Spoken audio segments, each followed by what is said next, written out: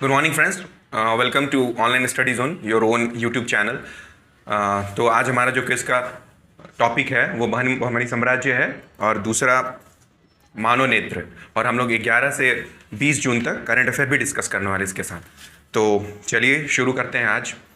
तो पहला क्वेश्चन जो रहेगा राधे जी आपसे है। तो पहला क्वेश्चन ये बताइए कि बहमनी साम्राज्य के संस्थापक कौन थे? अलाउद्दीन बहमन शाह। ठीक है, तो बहमनी साम्राज्य के संस्थापक अलाउद्दीन बहमन शाह थे और इन्होंने इन्हें कॉमन नेम जो था इनका हसन गंगू था। अगला क्वेश्चन आपका है कि अलाउद्दीन बहमन शाह का कार्यकाल कब से कब तक था?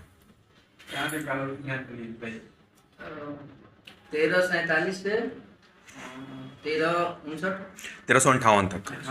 हाँ, तो अलाउद्दीन बहमन शाह का जो कार्यकाल था 1347 से 1358 तक था।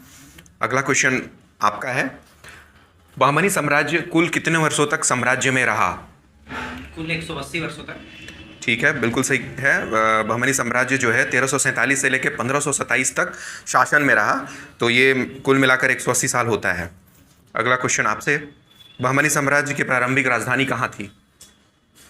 गुलबर्गा। ठीक है, गुलबर्गा किस राज्य में है? गुलबर्गा कर्नाटक में। बिल्कुल। तो बहमनी साम्राज्य की प्रथम राजधानी जो थी वो गुलबर्गा थी, जो कि कर्नाटक और महाराष्ट्र के बॉर्डर पे स्थित है। अगला क्वेश्चन है, किसने गुलबर्गा से बीदर राजधानी बदली थी? अहमद शाह वाली। ठीक है, अहमद शाह वाली ने गुलबर्गा से बीदर राजधानी ट्रांसफर कर दी थी। अगला क्वेश्चन आप बताइए, अहमद शाह वाली का कार्यकाल कब से कब तक था? 1422 नहीं, 1422 से लेकर के 1435 तक था। अगला क्वेश्चन है, बहमनी साम्राज्य का सबसे शक्तिशाली शासक किसे माना जाता है? तजाउद्दीन फिरोज। ठीक है, तो बहमनी साम्राज्य का सबसे शक्तिशाली शासक जो था ताजुद्दीन फिरोज को माना जाता है, क्योंकि इस अपने कार्यकाल में इन्होंने बहुत सारे कार्य किए थे, बहुत सारे नगरों की स्थापना भी की थी। तो अगला प्रश्न यही होगा कि ये बताइए, ताजुद्दीन फिरोज जो थे वो किस नगर की स्थापना किए थे? फिरोजाबाद। ठीक है, तो ताजुद्दीन फिरोज जो है फिरोजाबाद महाराष्ट्र में एक नगर जो कि फिरोजाबाद है उसकी स्थापना किए थे। आप बताइए, फिरोजाबाद किस नदी के किनारे बसा हुआ है? भीमा। ठीक है, जो फिरोजाबाद है वो भीमा नदी के किनारे बसा हुआ है। आप अगला क्वेश्चन बताइए कि भीमा नदी कहाँ से निकलती है? महाराष्ट्र के भीमा शंकर की जगह। ठीक है, महाराष्ट्र के भीमा शंकर से भीमा नदी निकलती है। भीमा शंकर एक ज्योतिर्लिंग में भी आता है, जो कि हमारा 12 ज्योतिर्लिंग है, तो उसमें से एक भीमा शंकर भी है जो महाराष्ट्र में स्थित है। अगला प्रश्न ये है कि बहमनी साम्राज्य का राजकीय भाषा क्या थी? मराठी। ठीक है, बहमनी साम्राज्य की राजकीय भाषा मराठी थी। अगला क्वेश्चन ये है, दौलताबाद के पास वैद्यशाला की स्थापना किसने की थी? तजाउद्दीन फिरोज। ठीक है, तजाउद्दीन फिरोज जो कि हम लोग जानते हैं कि बहमनी साम्राज्य के सबसे शक्तिशाली शासक हुए, तो उन्होंने फिरोजाबाद शहर की स्थापना की और दौलताबाद के पास एक वैद्यशाला की स्थापना भी की थी इन्होंने। अगला क्वेश्चन आपका है अजीत जी, मोहम्मद गवाह किसके प्रधानमंत्री हुआ करते थे? मोहम्मद तृतीय। मोहम्मद गवाह जो थे, जो कि बोला जाता है कि बहमनी साम्राज्य में इन्होंने बहुत सारे कार्य किए और मोहम्मद तृतीय को परचम पे चढ़ाने का सबसे बड़ा हाथ इन्हीं का माना जाता है। अगला क्वेश्चन आपका है, मोहम्मदाबाद का नया नाम क्या था? नहीं, क्वेश्चन ये है, मोहम्मदाबाद किसका नया नाम था? मोहम्मदाबाद किसका नया नाम था जो कि चेंज किया गया? बीदर का। तो बीदर का जो नया नाम रखा गया था उसको मोहम्मदाबाद बोला गया। दूसरी राजधानी बनने के बाद ये नाम दिया। हाँ, दूसरी राजधानी जब बनी थी तब इसका नाम दिया गया था। ये बताइए, महमूद गवाह जो था वो कहाँ का निवासी था? ईरान का। ठीक है, महमूद गवाह जो कि बहुत ही योग्य प्रधानमंत्री था मोहम्मद तृतीय का, वो ईरान का एक नागरिक था। अगला प्रश्न ये है कि मोहम्मद गवाह को फांसी कब और कितने आयु में दी गई थी? 1485 में दी गई थी। हाँ, उम्र क्या था उस समय? 70 70 साल। मोहम्मद गवाह को मोहम्मद तृतीय ने ही फांसी दिलवा दी थी, क्योंकि बोला जाता है कि बहुत सारे षड्यंत्रकारियों के वश में आकर के मोहम्मद तृतीय ने महमूद गवाह को फांसी दिलवा दी थी। उस समय इनकी आयु 70 वर्ष की थी और 1482 में इनको फांसी दी गई थी। अगला प्रश्न है, मोहम्मद गवाह द्वारा स्थित बीदर का मदरसा जो था वो कितने मंजिला था और इसमें कितने शिक्षक और विद्यार्थी रहा करते थे? आप ही का। तो ये 3 मंजिला था और इसमें करीब 2000 शिक्षक और ये स्टूडेंट रह सकते थे। ठीक है, तो 3 मंजिला बोला जाता है कि मदरसा जो था इन्होंने निर्माण करवाया था और इसमें लगभग 2000 शिक्षक और विद्यार्थी रहा करते थे, जिसको चलाने के लिए खर्च जो है वो राज्य के ही राजस्व से प्राप्त किया जाता था। अगला प्रश्न ये है, रियाजुल इंसा क्या है? फिर से रियाजुल इंसा क्या है? रियाजुल इंसान ये दफ्तर है दफ्तर। आप बताइए। बुक है रियाजुल इंसा जो था ये मोहम्मद गवाह के पत्रों का संग्रह था। ठीक है, बहुत सही। रियाजुल इंसा जो है मोहम्मद गवाह जो थे, जो अपने कार्यकाल में जो जो उन्होंने पत्र लिखा था उसका एक संग्रह किया गया था, ताकि राज्य को और अच्छे ढंग से कैसे चलाया जाए इसका विवरण आने वाले शासकों को पता चल सके। अगला प्रश्न है, निकितन जो कि रूसी यात्री था बीदर की यात्रा पर कब आया? निकितन पास 1470। बिल्कुल ठीक। निकितन जो था रूसी यात्री वो मोहम्मद तृतीय के कार्यकाल में ही 1470 में बीदर की यात्रा पर आया था। अगला क्वेश्चन ये है कि दौलताबाद का तरफदार क्या कहलाता था? दौलताबाद का मजलिस ए आली। हाँ, मनसद ए आली। मनसद ए आली जो दौलताबाद का जो तरफदार था वो मनसद ए आली के नाम से जाना जाता था। अगला प्रश्न बताइए कि बरार का जो तरफदार था उसे किस नाम से जानते थे? बरार मजलिस आली। मजलिस ए आली, बिल्कुल सही। तो जो बरार का जो तरफदार था उसे मजलिस ए आली के नाम से जाना जाता था। अगला प्रश्न आपसे है, बीदर का जो तरफदार था उसे किस नाम से जाना जाता था? आजम ए हुमायूं, बिल्कुल सही। बीदर का जो तरफदार था उसे आजम ए हुमायूं के नाम से जाना जाता था। अगला प्रश्न बताइए, जो गुलबर्गा था उसके जो तरफदार थे उनको किस नाम से जाना जाता था? मलिक नायब, बिल्कुल। हाँ, जो गुलबर्गा के जो तरफदार थे उन्हें मलिक नायब के नाम से जाना जाता था। एक चीज़ और यहाँ पे नोट करने वाली बात यह है कि जो बीजापुर जो था वो गुलबर्गा तरफदार में ही शामिल था, क्योंकि गुलबर्गा उस समय काफ़ी समृद्ध तरफदार था। अगला प्रश्न ये है, बहमनी साम्राज्य का अंतिम शासक कौन हुआ? बहमनी का कलीमुल्ला या अलीमुल्ला। ठीक है, बहमनी साम्राज्य का अंतिम शासक जो था वो कलीमुल्ला हुआ और कलीमुल्ला के काल में ही बहमनी साम्राज्य 5 स्वतंत्र राज्यों में बंट गया था। तो कोई बता सकते हैं कि 5 वो स्वतंत्र राज्य कौन कौन से थे?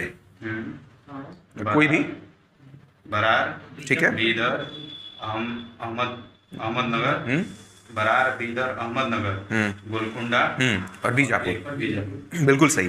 तो जो 5 राज्यों में जो बंट गया था बहमनी साम्राज्य, उसके क्रम ऐसे हैं: बीजापुर, अहमदनगर, बरार, गोलकुंडा और बीदर। चलिए अगला प्रश्न ये है, बीजापुर के संस्थापक किसे माना जाता है? आप बताइए।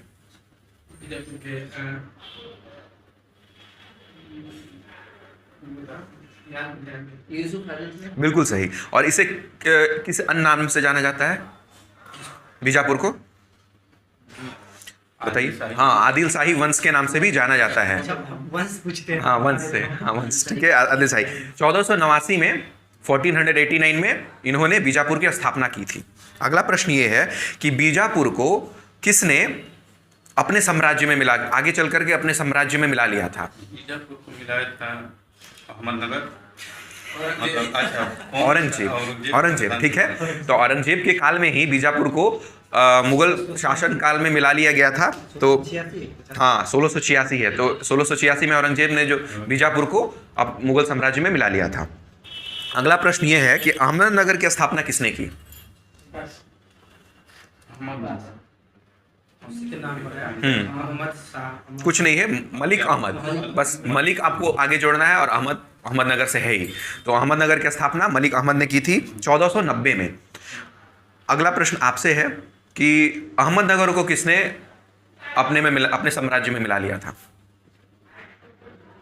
अहमदनगर को ये एक मुगल शासक है, नहीं, शाहजहां। शाहजहां, बिल्कुल सही। शाहजहां ने अहमदनगर को अपने साम्राज्य में मिला लिया था और ये 1633 में ऐसा किया गया था शाहजहां के साथ के पास। अगला प्रश्न, बरार के संस्थापक कौन थे? ठीक है, फतेहुल्लाह इमाद शाही। ठीक है, तो बरार के संस्थापक फतेहुल्लाह इमाद शाही थे, जिन्होंने इसे 1490 में स्थापना किया था। अगला प्रश्न ये है कि बरार को किसने अपने साम्राज्य में मिला लिया था? ये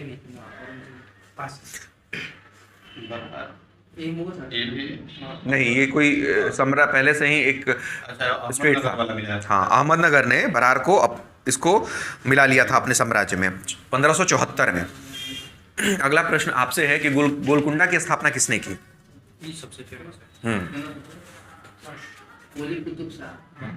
बिल्कुल सही, कुली कुतुब शाह ने गोलकुंडा की स्थापना की थी और ये काफ़ी इंपॉर्टेंट क्वेश्चन है, बहुत सारे एग्जाम में ये पूछा भी गया है।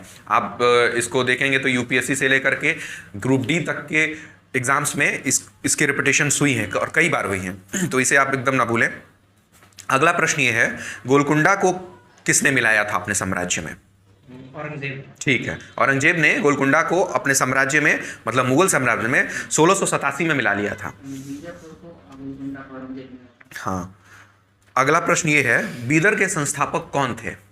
बीदर के बीदर बरीद। ठीक है, अमीर अली बरीद नामक एक शासक थे जिन्होंने बीदर की स्थापना की थी।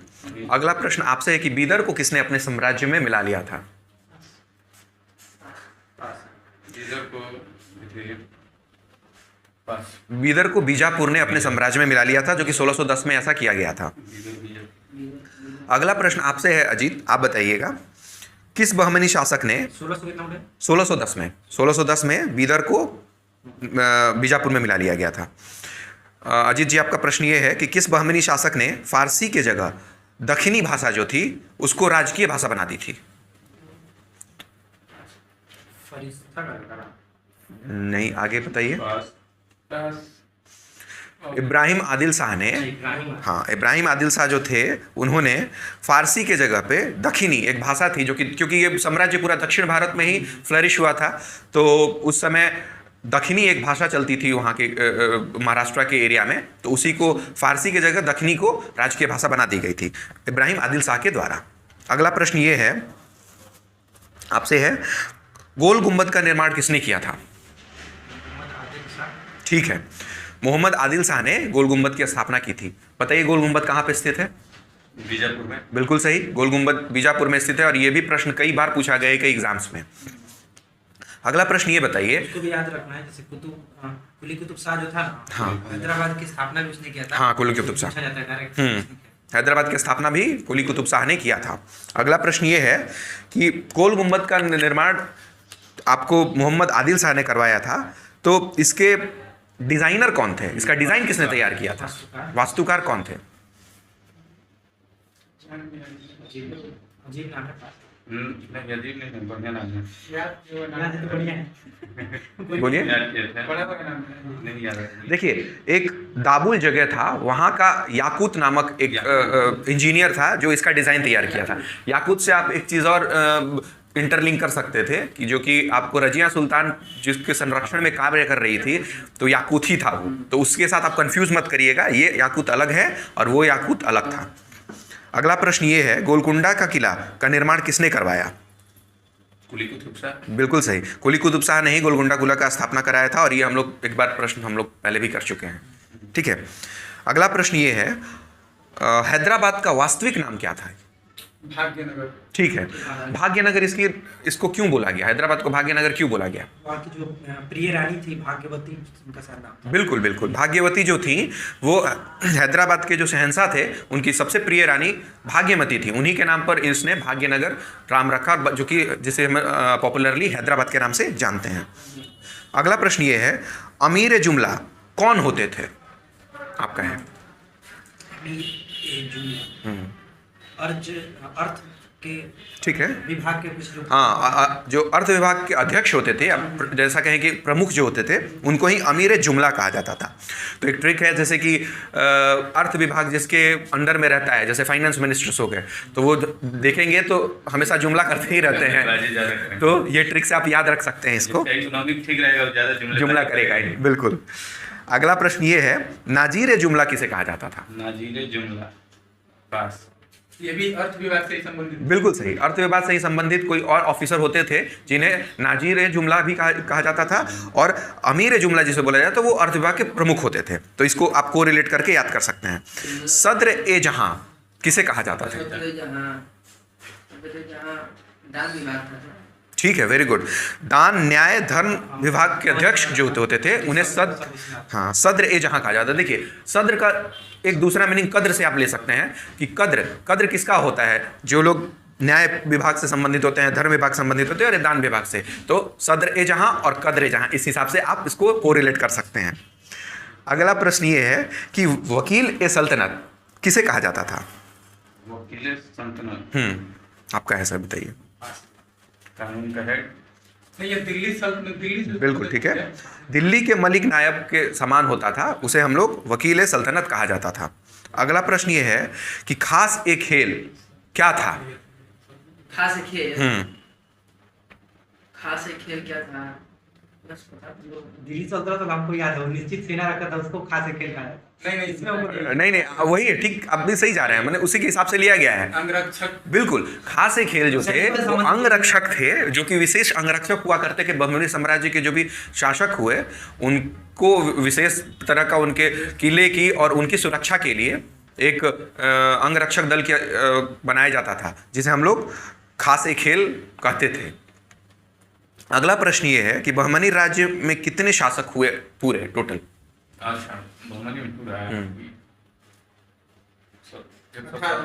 नहीं, ये तो आप ईयर्स बता दिए। 180 साल तक राज किया था उन्होंने। 18 शासक, तो इसे अंदाजा लगा सकते हैं, अगर 10 से डिवाइड कर दीजिए तो 18 शासक हुए, 10-10 साल किए, लेकिन ऐसा नहीं था, बस एक ट्रिक के हिसाब से आप जान सकते हैं। तो यहाँ हमारा बहमनी साम्राज्य कंप्लीट होता है, जो कि कल का टॉपिक था। अब अगला जो प्रश्न होगा वो मानव नेत्र से होगा, ये फिजिक्स का टॉपिक है। तो चलिए शुरू करते हैं आपसे। पहला प्रश्न ये है, फिजिक्स नहीं, मानव नेत्र फिजिक्स में दिया हो, बायोलॉजी में खोजते रह गए, हमको नहीं मिला। नहीं, आप बायोलॉजी में भी ढूंढेंगे तो आपको मिल जाएगा। टॉपिक तो लिखे कि फिजिक्स था, हमको यूट्यूब से पढ़ना पड़ा। ठीक है, कोई बात नहीं। मानव नेत्र बायोलॉजी का ही बेसिकली एक टॉपिक है, लेकिन इसमें हम लोग देखेंगे कि करेक्शन कैसे कर सकते हैं मानव नेत्र से भी। चलिए अगला प्रश्न ये बताइए, मायोपिया जिसे निकट दृष्टि दोष कहते हैं, इसके क्या कारण होते हैं? मायोपिया अगर किसी को है, निकट दृष्टि दोष, तो क्या क्या कारण हो सकता है? 3 कारण है, आप बता सकते हैं तो बताइए। इसमें है कि फोकस दूरी बढ़ जाती है, ठीक है, और जो मतलब ऐसे कुछ है, क्या बढ़ जाता है, क्या बढ़ जाता है। अच्छा चलिए ठीक है, चलिए मैं इसको एक बार बोल देता हूँ और अगला प्रश्न जो करेंगे ऐसे ही करेंगे आप लोगों से। कि देखिए, सबसे पहले तो मायोपिया में क्या होता है कि लेंस की गोलाई बढ़ जाती है। गोलाई बढ़ जाने के कारण क्या होगा, फोकस दूरी जो है घट जाएगी, और उससे क्या होगा कि जो फोटो पहले ही बन जाता है। हाँ, जो इमेज जो होगा फॉर्मेशन, वो रेटिना से पहले ही फॉर्म कर जाएगा, जिसके वजह से जो मायोपिया के जो पेशेंट हैं वो ठीक से देख नहीं पाते हैं।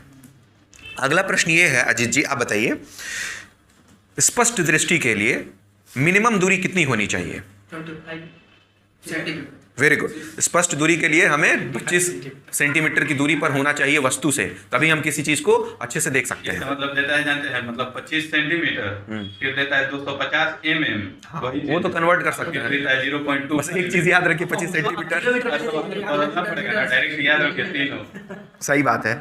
अगला प्रश्न ये है सर, आप बताइए, मायोपिया के में जो प्रतिबिंब होता है मायोपिया में, वो कहाँ बनता है? रेटिना से पहले। वेरी गुड, रेटिना से पहले आगे बन जाएगा। पहले तो आपको मतलब रेटिना है, रेटिना से आगे, मतलब हाँ पहले, ठीक है। चलिए अगला प्रश्न आप बताइए, मायोपिया के निवारण के लिए किस लेंस का प्रयोग करते हैं? मायोपिया के लिए, निकट के लिए अवतल लेंस। अवतल लेंस, ठीक है, कॉनकेव लेंस इसको बोलते हैं। तो आपको तो मायोपिया ही नहीं है। उनको बायोपिया है। बायोपिया है, अच्छा चलिए ठीक है, कोई बात नहीं। जरा हम कंफर्म करना चाहते थे क्या है। चलिए आगे। अगला प्रश्न, हाइपरमेट्रोपिया जिसको हम लोग दूरदृष्टि दोष कहते हैं, इसमें फोकल लेंस पे क्या प्रभाव पड़ता है? फोकल दूरी बढ़ जाती है। वेरी गुड, फोकल दूरी बढ़ जाती है और लेंस की जो गोलीय होता है वो क्या हो बढ़ जाएगा? जाएगा। बिल्कुल ठीक है, गोलीयता इसमें घट जाएगा। अब अगला प्रश्न ये रहेगा कि इसमें जो प्रतिबिंब है वो रेटिना से कहाँ बनेगा? रेटिना के बाद बनती है। हाँ, रेटिना के पीछे बन जाएगा। ठीक है, बाद बोलिए या पीछे बोलिए, इसमें हाइपरमेट्रोपिया में प्रतिबिंब जो है रेटिना के पीछे बन जाती है। अगला प्रश्न आपका है, हाइपरमेट्रोपिया में सॉरी ये तो हो गया। अगला चलिए इसको थोड़ा सा काट दीजिएगा। नहीं बोलिए। प्रेस बायोपिया, ठीक है, जिसे जरा दृष्टि दोष कहते हैं, उसका सबसे बड़ा रीजन क्या है, क्यों होता है? प्रेस बायोपिया ये होता है कि मतलब उम्र ज्यादा होने पे जो सिलिया ठीक है, very good। वो जम जाती है। सिलियरी मांसपेशी सिलियरी ठीक से मांसपेशी- सिलियरी मांसपेशी ठीक से नहीं काम करती है बुढ़ापे के समय में, इसलिए उस समय जो लोग हैं वो ध्यान से अच्छे से नहीं देख पाते, स्पष्ट नहीं देख पाते हैं, तो उसी को हम क्या कहते हैं? प्रेस बायोपिया कहते हैं। सिलियरी- प्रेस बायोपिया के निवारण के लिए किस लेंस का प्रयोग कर? बाइफोकल। बिल्कुल बिल्कुल सही, बाइफोकल लेंस। पूरा बोलिए, बाइफोकल लेंस। तो तो मिला होगा ना, उत्तल और अवतल। उत्तल और अवतल का दोनों मिश्रण होता है। तो प्रेस बायोपिया के निवारण के लिए हम लोग बाइफोकल लेंस का उपयोग करते हैं। जरा प्रेस बायोपिया, बिल्कुल। अगला प्रश्न आपसे है अजीत जी, एस्टिग्मेटिज्म जो है उसका निवारण किस लेंस का प्रयोग करके करते हैं? उसमें होता है सिलेंडर लेंस। सिलेंड्रिकल लेंस, हाँ ठीक है, एस्टिग्मेटिज्म जो है वो सिलेंड्रिकल लेंस यूज करके हम लोग उसका निवारण कर सकते हैं। अगला प्रश्न आपसे है, रेटिना का शंकु किसका निर्धारण करता है? रेटिना में दो होता है, शंकु होता है और कोन होता है। रंगों कौन वही हो गया शंकु, सॉरी, का निर्धारण। रॉड और रॉड एंड कोन, रंगों का ठीक है। रंगों का निर्धारण हम लोग करते हैं कोन से, ठीक है। अगला प्रश्न आपसे है कि रेटिना में जो छड़ होता है वो किसका निर्धारण करता है? वो बस ब्लैक एंड व्हाइट। नहीं, प्रकाश की तीव्रता। कौन कंट्रोल करता है? प्रकाश। जो रॉड है हमारे रेटिना में वो प्रकाश की तीव्रता को कंट्रोल करता है, ठीक है। अगला प्रश्न आपसे अजीत जी बताइए, नेत्र में धूल जाने से कौन सा भाग फूल या सूज जाता है? वो उसका नाम है आई। देखिए बहुत सारे नॉर्मल लोगों को हो जाता है। कंजंक्टिवा। हाँ, कंजक्टिवा। तो कंजक्टिवाइटिस हम लोग एगो रोग बोलते हैं, आप सुने होंगे। तो अगर नेत्र में धूल जाएगा या किसी तरह की गंदगी जाएगी तो हमारा कंजक्टिवा जो है वो सूज जाता है। अगला प्रश्न आपसे है और ये फिजिक्स का अंतिम प्रश्न भी होगा, आंखों का रंग किससे निर्धारित किया जाता है? मतलब कौन सा? आइरिस को बोलते हैं। ठीक है, तो आंखों का रंग जो है आइरिस के ऊपर डिपेंड करता है। तो ये हमारा मानव नेत्र जो कि फिजिक्स का एक टॉपिक था वो भी कंप्लीट होता है। अब हम लोग करंट अफेयर्स का करेंगे जो कि 11 से 20 जून के बीच का दिया गया था आप लोगों को। कंजंक्टिवा। पहला प्रश्न आपसे स्टार्ट होगा, आप बताइए, 11 जून 2022 को सारंगीला संवाद, जिसे एशिया सुरक्षा सम्मेलन के नाम से भी जाना जाता है, की मेजबानी कौन सा देश करेगा? सारंगीला। सारंगीला। Shangri La, Singapore. ठीक है, सिंगापुर।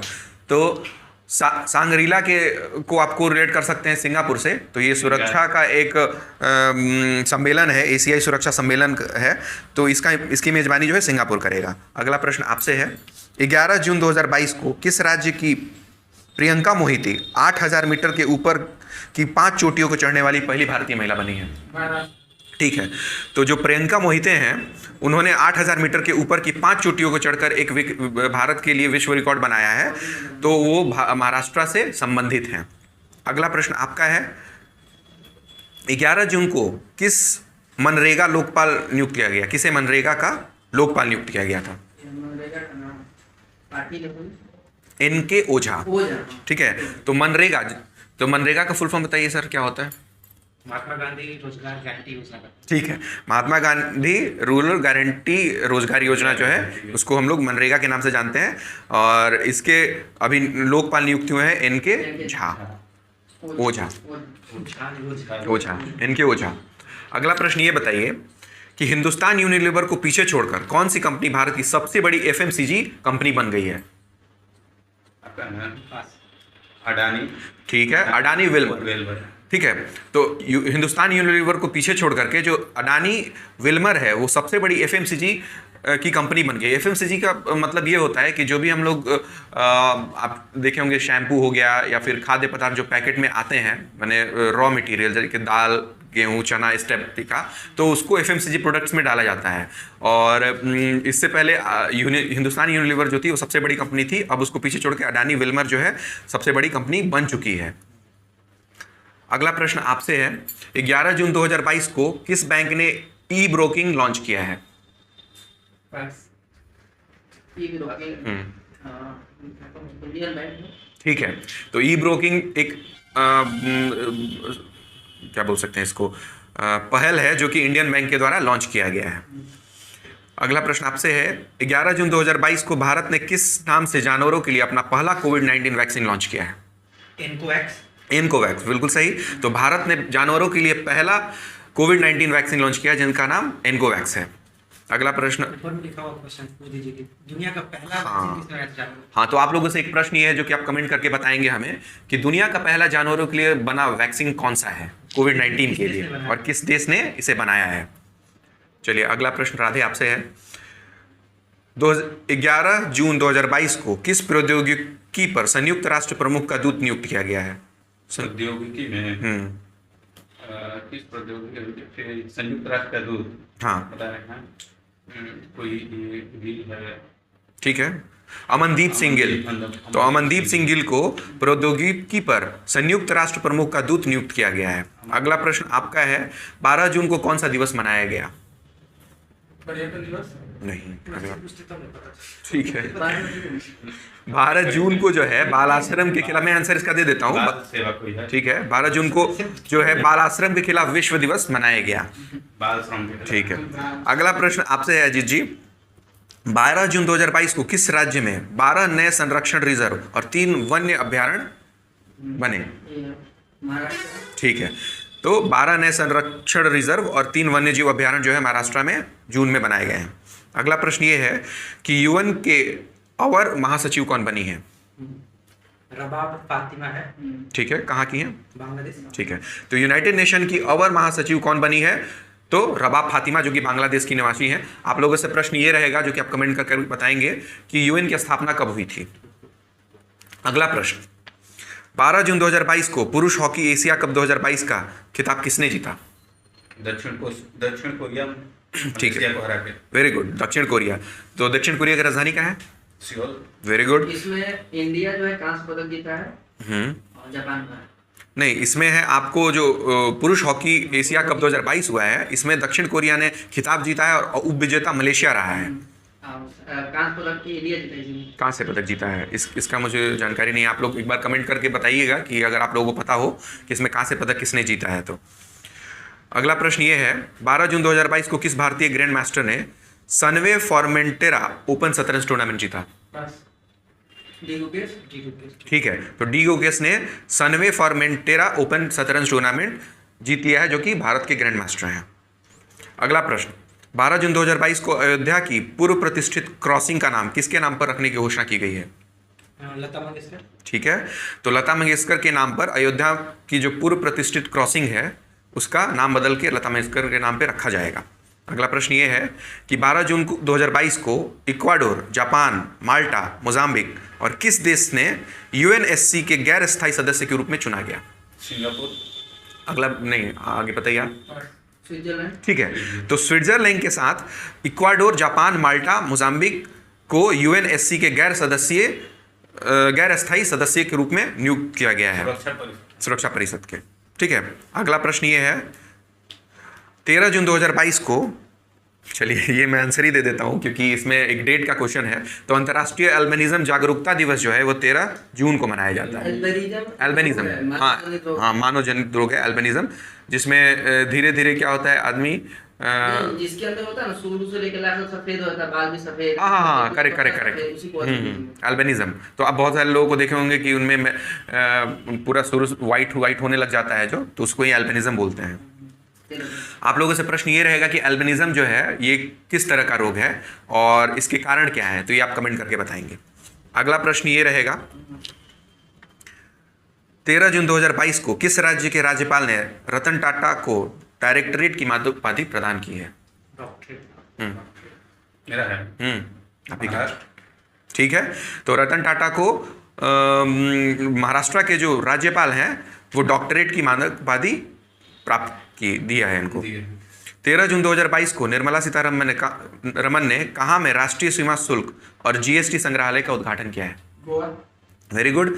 तो निर्मला सीतारमन जो कि हमारी फाइनेंस मिनिस्टर हैं, उन्होंने गोवा में राष्ट्रीय सीमा शुल्क और जीएसटी संग्रहालय का उद्घाटन किया है। अगला प्रश्न आपसे है अजीत जी। 13 जून को भारत के 74वें शतरंज ग्रैंड मास्टर कौन बने? इनका नाम है राहुल कुछ नाम है। ठीक है, बताइए सर पूरा नाम। राहुल श्रीवास्तव। Very good.